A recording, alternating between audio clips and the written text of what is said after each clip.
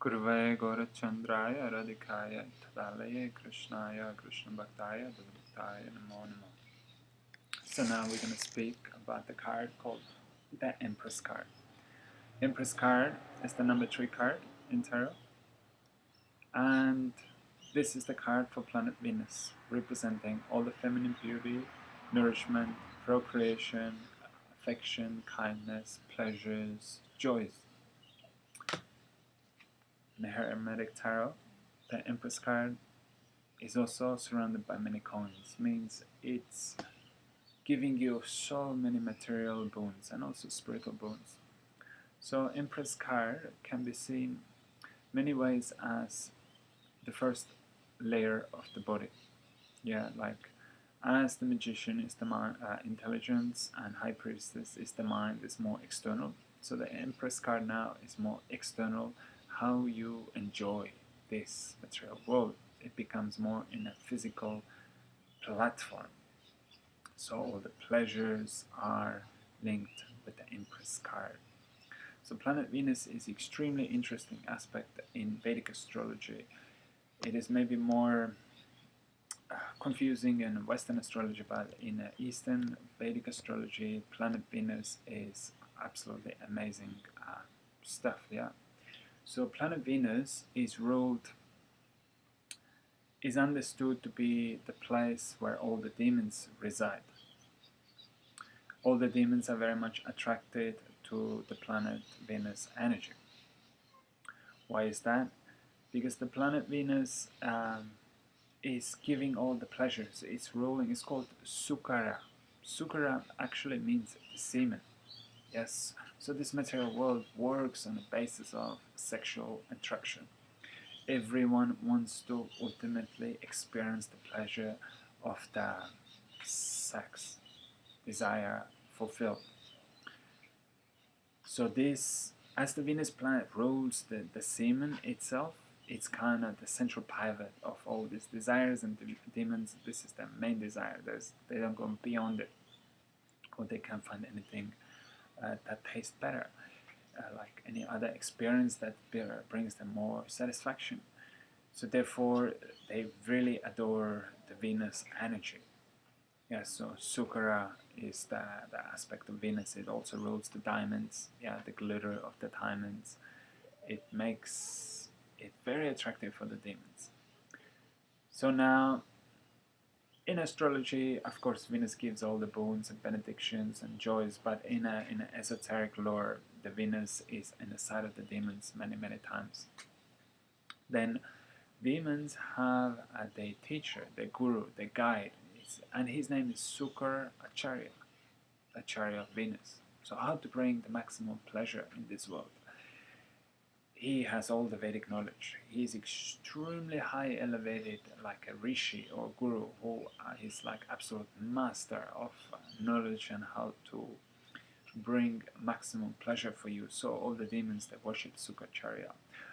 There was a time when Sukracharya really wanted to be on a good side of things, yeah, on a demigod side, because he was so qualified. He wanted to teach the demigods, but somehow he was not given that position. So because of that he was not able to be the teacher of all the demigods, the people who are in charge of this universe, he just crossed polar opposite to the other side and said, okay, fine, I'm gonna teach the demons then your opposition. Yeah, it's been going on for millions and millions of years. So Sukacharya is the great leader of demons, and one way you can see he's residing on a planet Venus. And now when we're zooming back to the esoteric aspect, Western occult understanding, we see there is a big campaign in the world of Lucifer, like the power of Lucifer and the people who worship the Lucifer and the number 666 and the entertainment industry that is so much connected to it. If you quickly put those two together, the Sukracharya and the Lucifer, we can see that, oh my god, this can be exactly the same person. Why? Because Lucifer teachings in essence is pretty much the same. He tells you there is no God. you can be God yourself.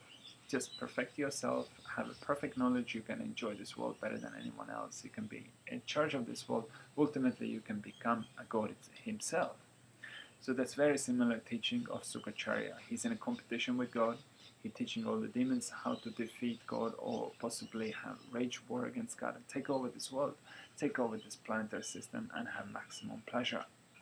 So he's like competition to the force of God. And the number 666, it's the triple Venus number. Yeah, 6 is represented by planet Venus in Vedic astrology, Vedic understanding. So then the pentacle 5-pointed star symbol, yeah, that is used in all the ritual. It's the kind of core, it's the fundamental yantra, if you want to see it like this, of the Western occult. Everything's based on a 5-pointed star, more or less. Yeah, 6-pointed, 5-pointed star, both of them are there. But 5-pointed star is more connected to the Lucifer. And since it represents the planet Venus, because one reason, yeah, Venus, as you preserve Venus going through the stars up in the sky, it makes the perfect points of stopping in. And if you link those points of like when planet Venus is slowing down or retrograding, or yeah, when it's making its point, if you link all these points, you get the 5-pointed star. So another aspect is Venus ruling all the beauty. Beauty controls everything. It is the central idea of this world. What is the control? It's to control the money. It's to control nuclear powers. It's to control. What is the control? Ultimate control.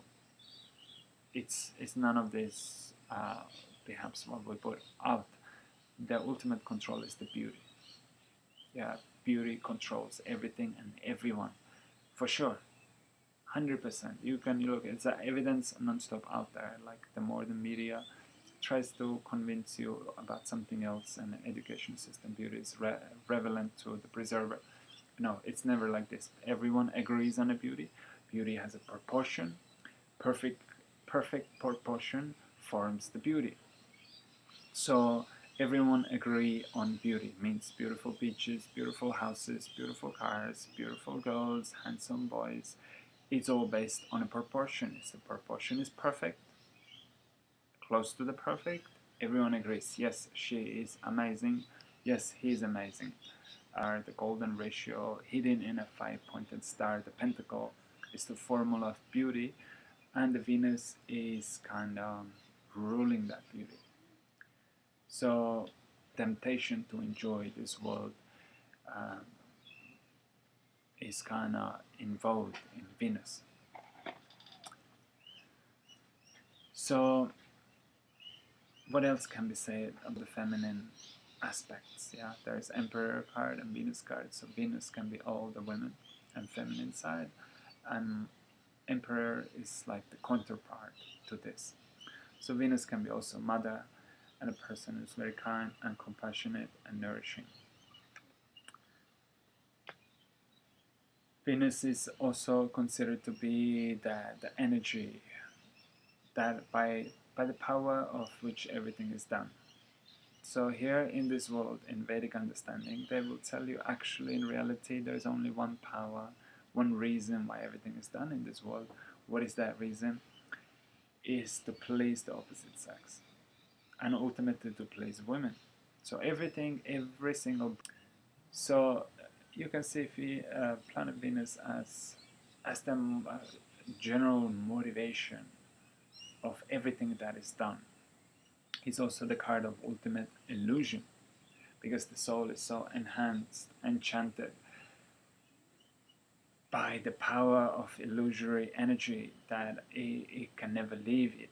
It'll be very difficult for the soul to actually reject it and go to kind of trust the scriptures.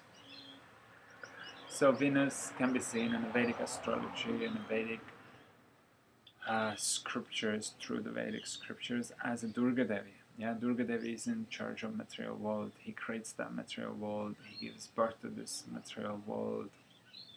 So Durga Devi has many different aspects, many different forms.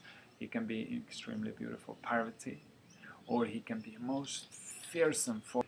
Chamunda is in charge of all the tantric powers, all the black magic. He's a most fearsome form of Kali, let's say. If you know anything about Kali and you know about the force of Kali, the darkness, the destructive power, then Chamunda goes even more deep into it. It is the extreme form of Kali, if you will.